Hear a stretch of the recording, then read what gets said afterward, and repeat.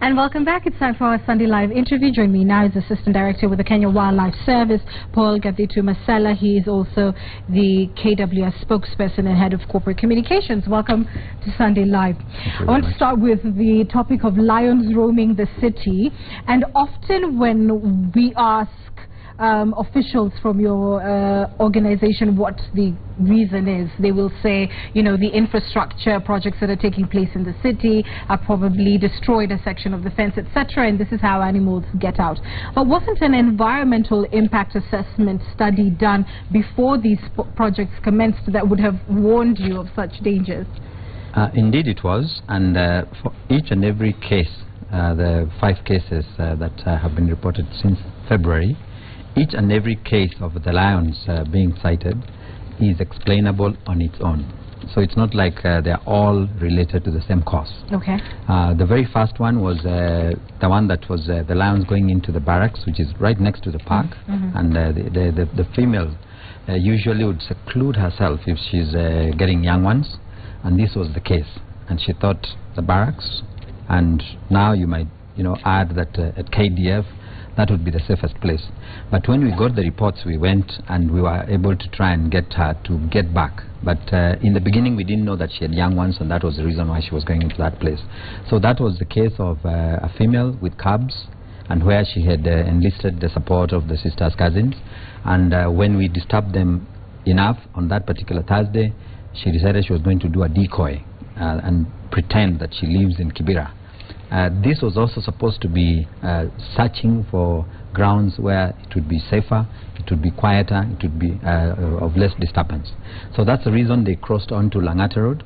And the reports that we got, one from a motorist who was going towards Karen at 2 a.m.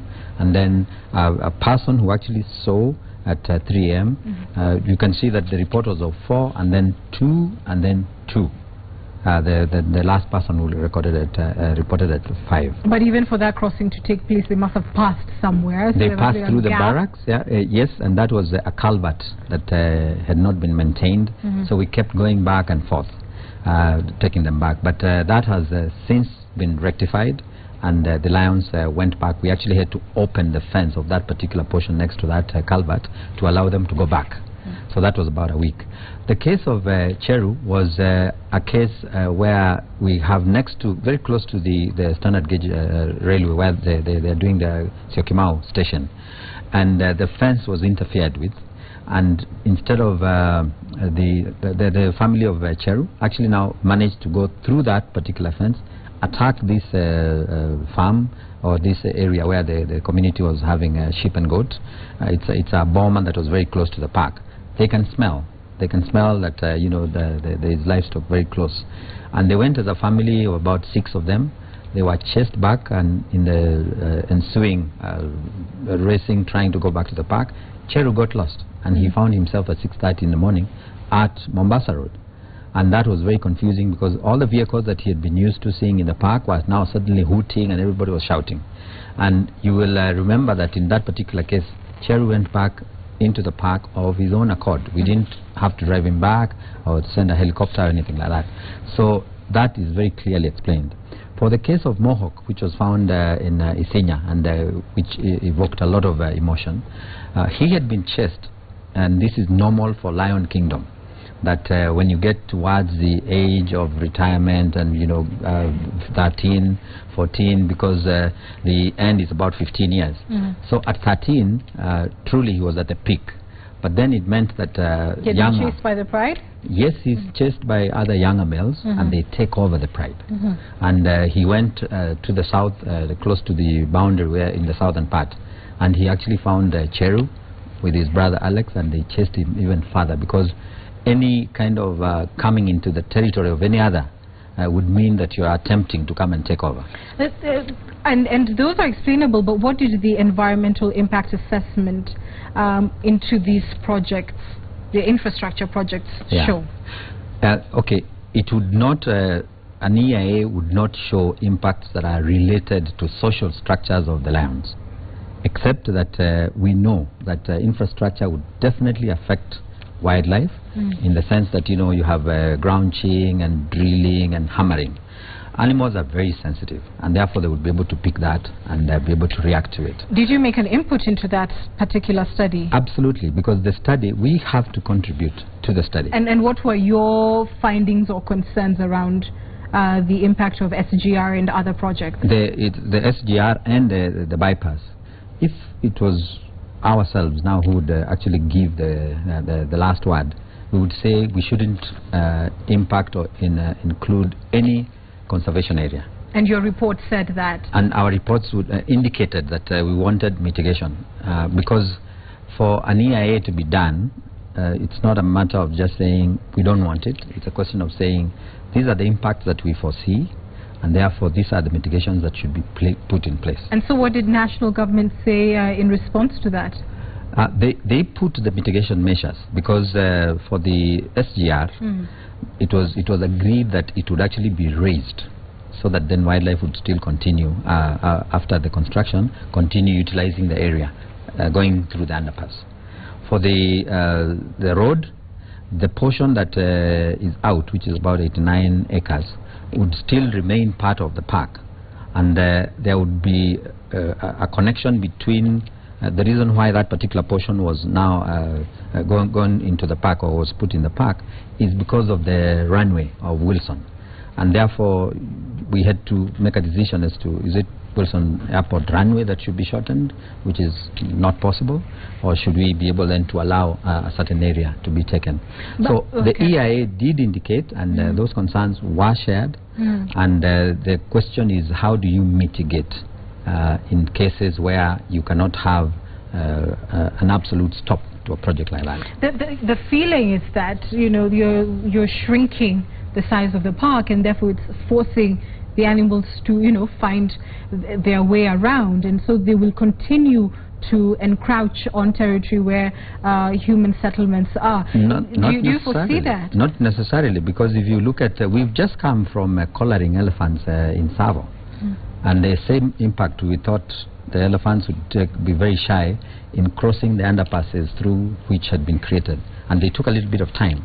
But actually when they were collared, 3 of them crossed, showing that after some time they are able to adapt to something that has been put.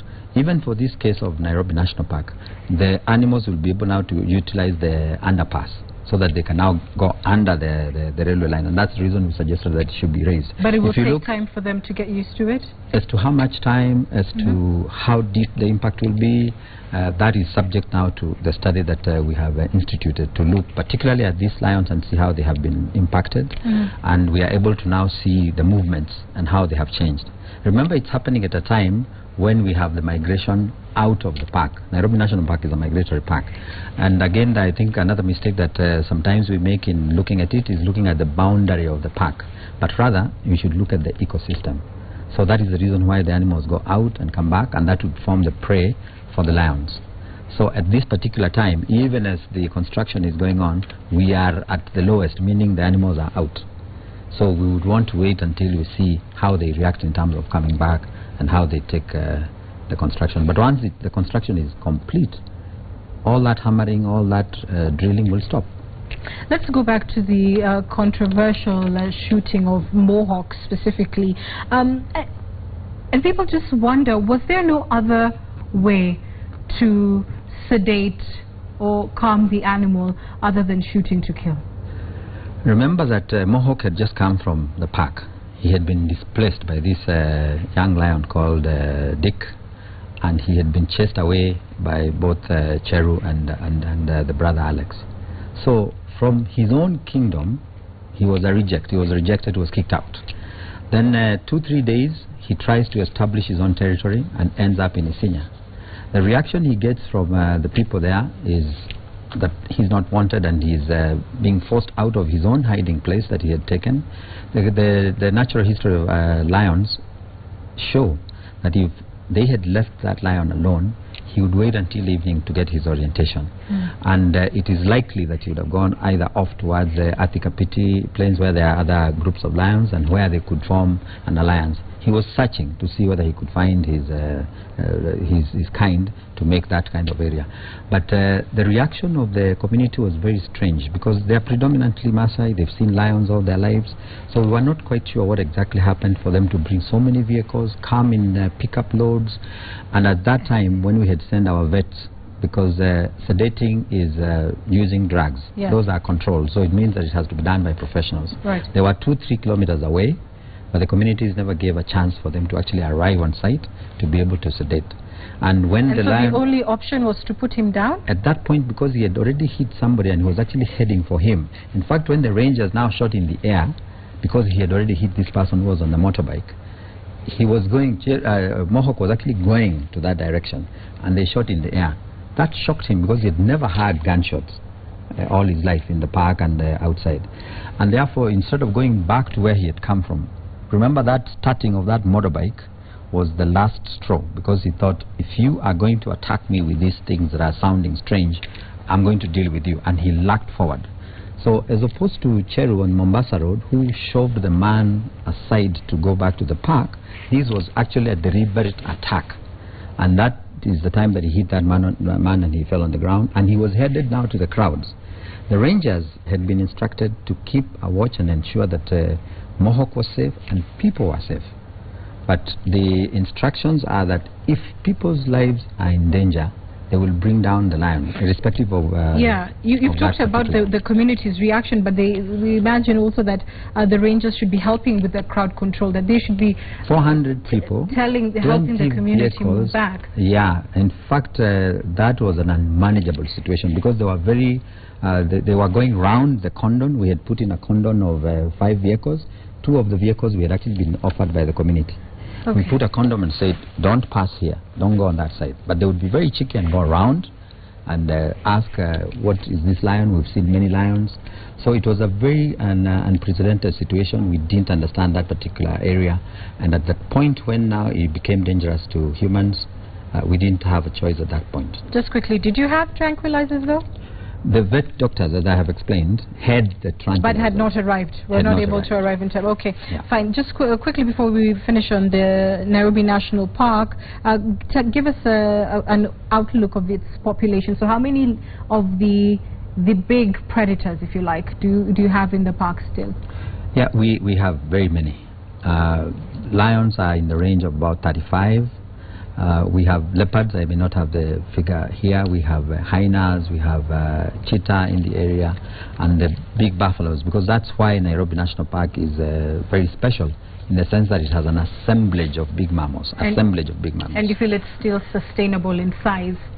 At the moment, in terms of size, yes, because we are looking at the ecosystem. The challenge, I think, would be to get landowners who are in the south to willingly now engage and allow for wildlife to continue going in there. You can't force people, to set aside land. Yeah. But that's the reason why we have a very strong community component to try and bring them on board. And right now we are working on creating a conservancy, which means private land where wildlife can be able to pass through.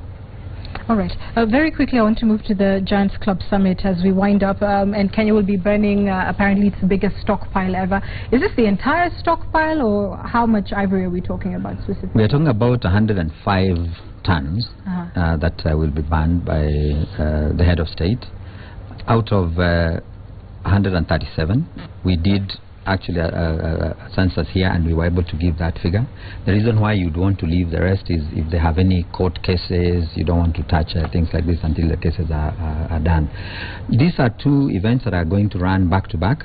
There is the Giants Club Summit and there is the burn. The Giants Club Summit runs on 29th and 30th, and the burn is on 30th at 3 a.m. Will there be... They are not related. Right. Will there be independent verification of the ivory stockpiles before they're burned? It has already been done, and we are working with Top Ivory, which is a private NGO that we worked with to do the inventory. And now we are working with them to be able now to bring all that ivory onto site. We started last Saturday putting the ivory from the main headquarters onto containers, and that is sealed, and that is done through a lot of other independent verifiers. The media was open, and they came in and they saw the whole process, including how the inventory is done, and now they are waiting for the fields, the teams to come from the field to bring the ivory which is in the field. You know, the thing about burning the stockpiles is that we've done this before, but poaching continues, and for poaching to continue there must be some sort of collaboration or some sort of cartel that is operating that quite frankly may include KWS officials or security officials. So when one talks about burning this huge stockpile, the obvious and immediate concern is that it may be the opportunity for some unscrupulous KWS officials or others to collude and steal. What kind of security guarantees can you give the public that the inventory that you're saying that has already been taken and, you know, verified will be protected up until the point of burning, that we won't be burning something other than ivory? Yeah, you're right. So in fact we have a lot of stakeholders that are taking part in it, and the media is very, very welcome. It's already arranged for how they are going to be able to follow through. Even the ivory that is coming from the field, and they are able to follow it through to be brought to Nairobi.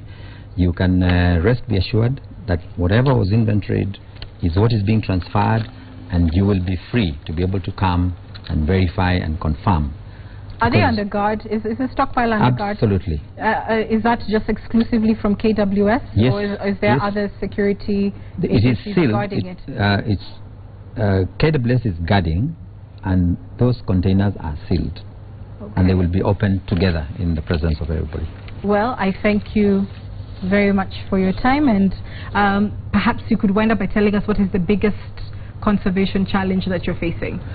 I think right now we've seen that there is a lot of increase with human-wildlife conflict, and that's one of the items that we are tackling right now. There's a meeting that is just addressing, say for example, one of the hotspots, which is Taita Taveta, and they've just finished a meeting where we are including everybody, all the stakeholders plus the communities, to be able to come up with the answers. And this is the trend going forward, because the new Wildlife Act provides that there must be public participation. Solutions must be found not just from ourselves, but also from other stakeholders. Paul Gavitu Masela, KWS, thank you so much for your time. We'll take a short break on Sunday Live. We're back with more news after this.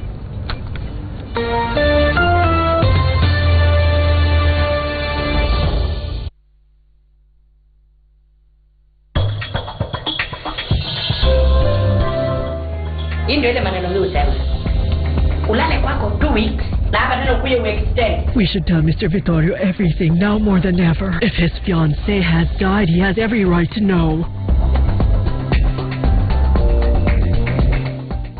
Ndio, tembelea Family Pesa Pop agent aliyekaribu nawe ujifungulia akaunti yako ya kibinafsi na kuweka pesa kwenye akaunti yako ya Family Bank. Family Pesa Pop, aye, watakusot pop. Family Bank, with you for life. The tastiest blue buns now comes with omega-3 and 6.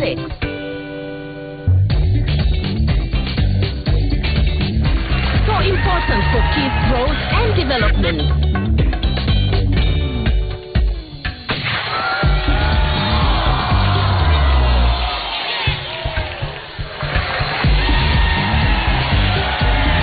You can tell they're from Bloomden Home. Give your kids the omega-3 and 6 they need. Now available at selected outlets.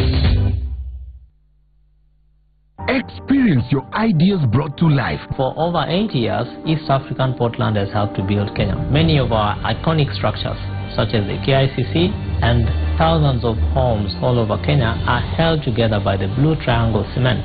We are pleased to be the biggest sponsors of the 23rd edition of the Blue Triangle Kenya Homes Expo. Seize the opportunity to be part of East and Central Africa's biggest home show, the 23rd Blue Triangle Cement Kenya Homes Expo, from 14th to 17th April at the KICC. The Kenya Homes Expo, creating tomorrow's lifestyle. Be part of Masinde Muliro University of Science and Technology, the university of choice. We are a student-centered university that integrates science, technology and innovation in our quality academic programs. MOST is the 7th public university situated in Kakamega town with campuses and Odell centers in Nairobi, Kisumu, Webuye, Bungoma, Busia and many more. The university offers market-driven and unique academic programs. Our faculties and schools include business and economics, education and social sciences, science and engineering, agriculture and veterinary technology, health, nursing and midwifery, Center for Disaster Management and Humanitarian Assistance. May 2016 intake is in progress. Apply now. Masinde Muliro University of Science and Technology, the university of choice.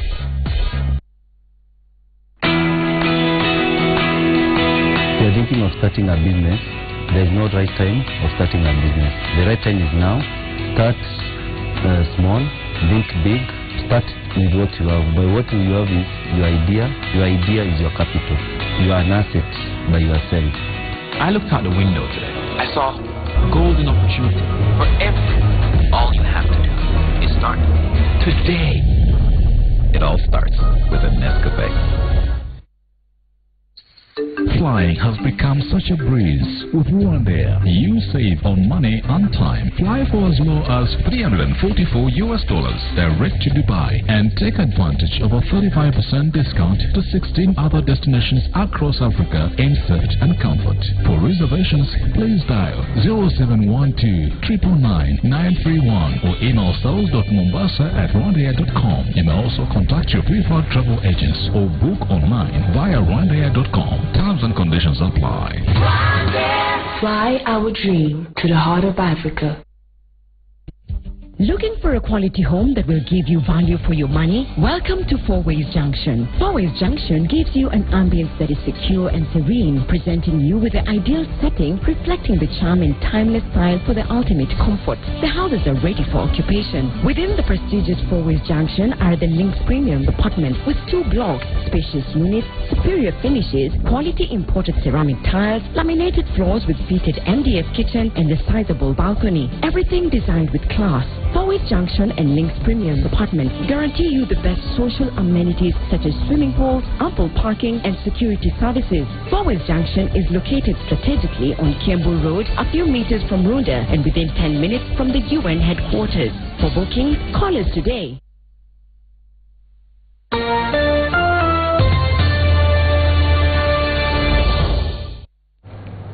Well, good evening and welcome to Sunday Live Sports. My name is Wahiga Mwaura.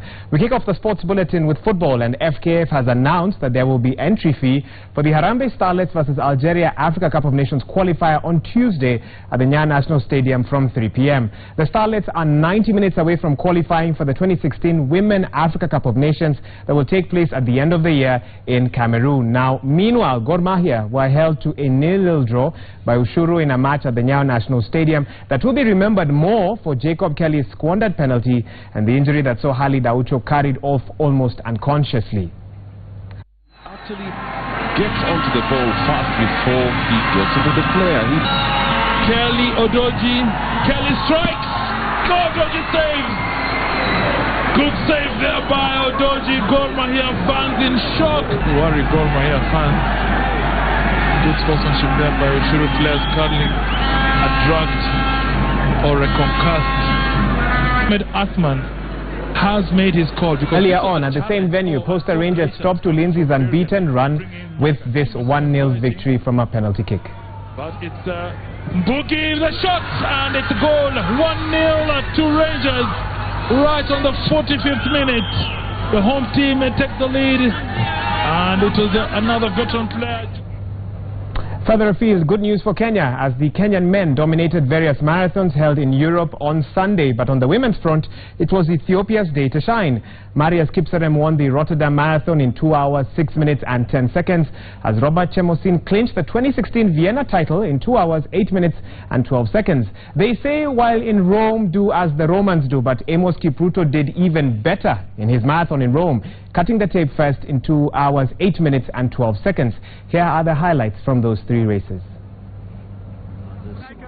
We begin in Rotterdam, where Kenya's Matthew Kisorio, John Mwangangi and Mark Kipto were the favorites to take the battle to Ethiopia's Ayele Abshero and Sergei Kibede as the 2016 Rotterdam Marathon kicked off. And Here we are underway. Berlin Marathon champion Eliud Kipchoge made clear his marathon ambitions here 2 years ago, and he seems to have passed his mantle over to little-known Marius Kipserem, who was part of the lead pack for most of Sunday morning's race. In the final minutes, Kipserem made a break for it, closely trailed by Ethiopia's Solomon Dexisa, but the Kenyan was too fast and he cut the tape in 2 hours, 6 minutes and 10 seconds. Kenya's Geoffrey Kirui was third behind Dexisa, while in the women's race, Gebre Selassie was too good for the competition. Meanwhile, 1,600 kilometers to the south, the Rome Marathon also took place. And while all attention was on Silas Cheboit, Ezekiel Omulo and Robert Kiplimo, nobody paid Amos Kipruto much attention until he took the lead. Interestingly, Kipruto ignored the pacemakers in the race and paid much more attention to this man on a bike, who gave him instructions as the race reached its conclusion. You can still see the man on the bike cheering fast timer Kipruto to the finish line as he cut the tape in 2 hours, 8 minutes and 12 seconds. Pacemaker Dominic Ruto never dropped off at the 10th kilometer and finished third behind Ethiopia's Birhamu Achamie as Ethiopia's Ramu Tusa won the women's race. Finally, 765 kilometers away in Vienna, the 33rd edition of the Vienna City Marathon was also on the calendar. Robert Chemosin led a Kenyan sweep of the podium for his first victory in the discipline in 2 hours, 9 minutes, 48 seconds. Runner-up Charles Cheriot came 21 seconds behind, and Suleiman Simoto was third, as Ethiopian Shuko Genumo clinched the women's title. Charles Cheriot, der die zweite Luft bekommen. Well, definitely a good day for Kenya's athletes, but not a very good day for the national sevens team. They were knocked out of the Hong Kong Sevens after a 33-0 demolition by England during the plate semis at the Hong Kong Stadium. Earlier on, however, Kenya also went down 12-10 to World Series leaders Fiji. After a barren scoreline in the first half, Fiji were the first to break the deadlock in the opening minutes of the second half through a Kitione Taliga try, before Kenya's Collins Injera leveled things from a brilliant run through Fiji defense for a touchdown. Injera then gave Kenya another 3 points from a penalty, but it was a Sevanka Rawaka's try in the dying minutes of the second half that gave Fiji the much-needed winning try. Kenya now turned their attention to the Singapore leg of the series. From in front of the posts, slots it sweetly. At this level, you can't afford to be giving out easy tries. I think we had defensive lapses, miscommunication of players, but I think we'll work on that. That's something that we can work on. I think we've had a very good run. We've had fought very tough games before England. I think for us it's a good thing, because then it helps us prepare also for the next week, because then our minds are on gear for hard games. Well, on to a rather unique story. The changing weather patterns have affected the tides at the coast, a key factor in sports like the triathlon, where athletes do long-distance swimming at the sea. The annual Watamu Triathlon, however, went on as planned Sunday morning with a clarion call to promote sports tourism. Michael Kini is back, and he brings us that story.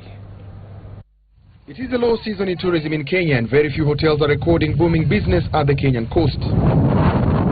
These beaches would normally be busy with tourists mingling with the locals, but this is not the case. Sports tourism is a culture that is yet to fully take root in Kenya, especially at the coast during the low season. This is the time to cash in on first the local tourists. I think we've got to be very proactive in our approach to wooing tourists back here. We've taken a lot of knocks with the perceived security situation. We've just got to go out, show them it's a beautiful place to come to. It is the season for the Watamu Triathlon, one of the few sporting events in this part of Kenya. Triathlon is a combination of swimming, cycling and running. This one started off at the Watamu beach for the grueling swim against the strong waves. Watamu is a chosen location for its ability to promote sports tourism. We've partnered with Kenya Tourism Board, where we've got the different sites you can see. We've got the Kaya forests here. You can do hiking, you can do bike riding in the forest. You've got the Gadi ruins that you can go visit. There's so much to do in Watamu. The turnout was not as impressive as anticipated, partly because the tide has become very strong and it is a big challenge even to the professional swimmers. And as we market this for sports tourism, the sport has to be marketed as well and spread outside the coast. Currently, it's only in Watamu and Mombasa. Gone to Western Kenya and looked at the lake. Other than the hippo problem, we're trying to find a way we can have an event in safe waters for people to take part. Anywhere where there's a body of water, There was an improved number of Kenyans taking part in the triathlon this year, most of them combining the event with a holiday at the coast. The 7th edition of the Watamu International Triathlon has had its fair share of challenges. Top of that is the marketing and the attendance for this event. Yeah, I think Watamu is a beautiful destination. I guess you guys need to do some more marketing, get guys to come here because it's a fantastic event. And I think if there was perhaps more advertising about it, they would get even more people. I think it would be great if it could be more of we could see more internationals as well, so it's like a sort of multinational race. There will be another triathlon event in Mombasa later this year, and moving forward, such initiatives have to be supported with packages that will promote tourism. Mike Okinyi for Citizen Sports. Sports tourism, lots of potential for growth in that particular sector. Now, further afield, the title race in the English Premier League continues as Tottenham Hotspur once again cut the lead at the top to 7 points. This was after a 6-minute period of madness where Manchester United were overpowered by the Spurs attack. Leicester had earlier beaten Sunderland 2-0 to maintain their vice grip at the top of the table. The scoring started by Alberto Moreno, first goal for the season for him, bending it past Jakob Haugaard, the Danish keeper beaten there, but Bojan with a headed goal, making it 1-1. And how about this one, Shea Ojo, Peter? This is a very, very neat little trick. A quality cross and then storage. I wish he'd celebrate a little bit, but he scores a goal. Well, Divock Origi had plenty to celebrate, Michael, because having scored 2 in 13, he's now got 2 in this game alone. Yeah, he's very raw, I still feel. I think he can develop into a very good player. But 2 goals, couple of goals at the top end will do his confidence no harm.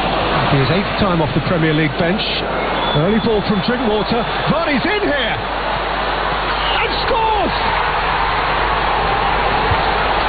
1-0 Leicester again! Away home, Leicester City fans are going to become Manchester United fans. And here goes Vardy. He's on his way. Manoni has come. Jamie Vardy. Leicester. It's got to happen. Who's catching on that? Looking for Ali. Steady Ali. Lamella. Alvarez. Through.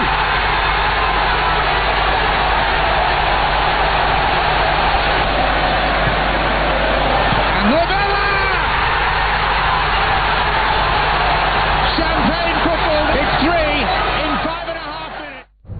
Also been a very good week for Kenya's footballers. Divock Origi scored on Thursday. Victor Wanyama scored yesterday. Origi has scored 2 today. The ball is now back in Wanyama's court. Now, in other news that made headlines across the borders, Manny Pacquiao has confirmed his retirement after defeating Timothy Bradley in his final outing last night. He knocked Bradley Jr. down twice in the 7th and 9th rounds and cruised to a unanimous decision in the Green Garden Arena. Now, in the best fight of their trilogy, Pacquiao perhaps bringing the curtain down on his legendary 21-year career, won going away 116-110 on all 3 judges' scorecards. Much more definitive and resulted in that. Elsewhere, Britain's Anthony Joshua lived up to his billing as the new superstar of heavyweight boxing when he stopped Charles Martin during the 2nd round with a demonstration of brutal power to claim the American's WIBF title in London on Saturday. Joshua became the first boxer in history to hold the Olympic superweight crown and a version of the world heavyweight title simultaneously with his stunning triumph at the O2 Arena.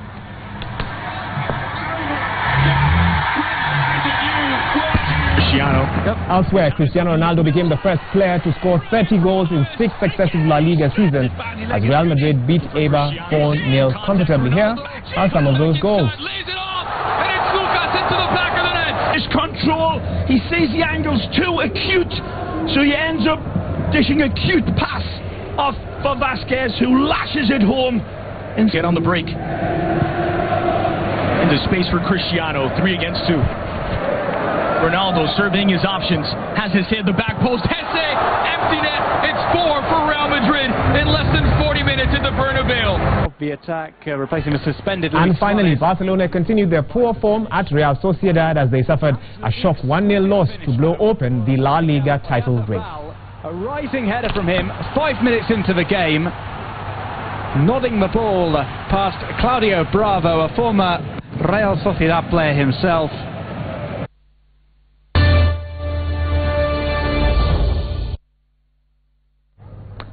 Well, that's it from the sports desk. I certainly hope you enjoyed that bulletin. We tried to merge a bit of sports with tourism and sports and politics as Anki Guta realizes that Manny Pacquiao has retired from boxing. He's running for Senate in the Philippines later this year. So that's why that happened. Okay, so let's take a look at your feedback. Thank you very much for sending it in. First things first, Eric Ogi says, as much as we need to conserve the Nairobi National Park, development is key and sacrifices must be done for Kenya to move forward.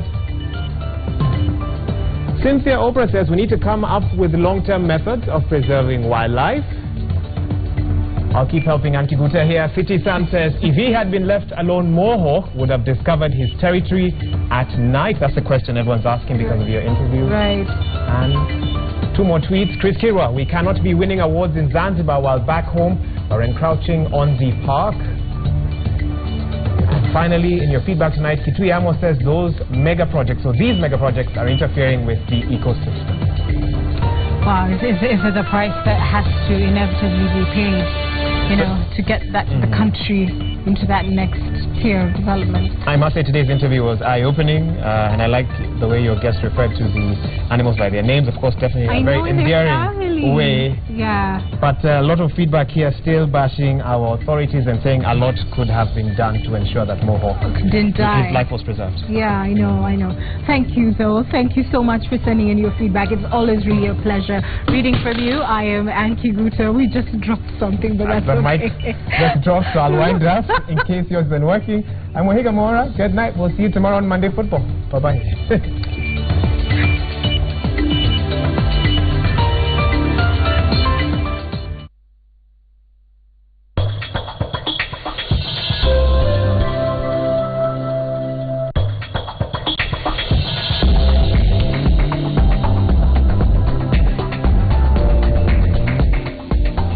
Is a choice to learn from our presence in 18 countries to serve you better in Kenya. Bank of Africa. This is our new look of strength. Siku inajivuta nikichapa wax. It pays the bills, but sio my passion. Usiku lakini, that's when I come alive. Na drop beats mbaya. On those decks, naeza jiachilia. I'm free to be me. Trust columns, core true.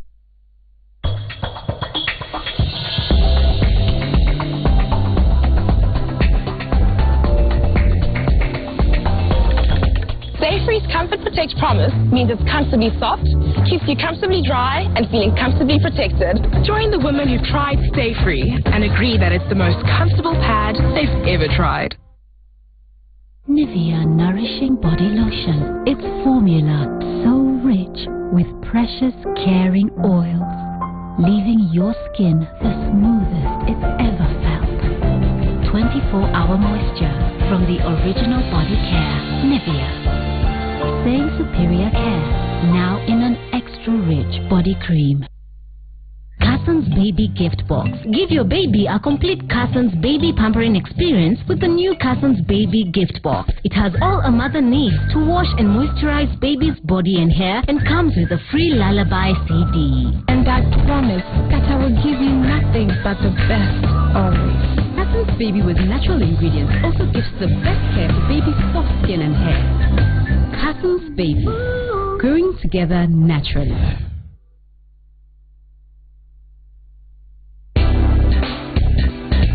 Sugar acids found in food dissolve mineral in our teeth, leading to cavities. Brushing your teeth daily helps in fighting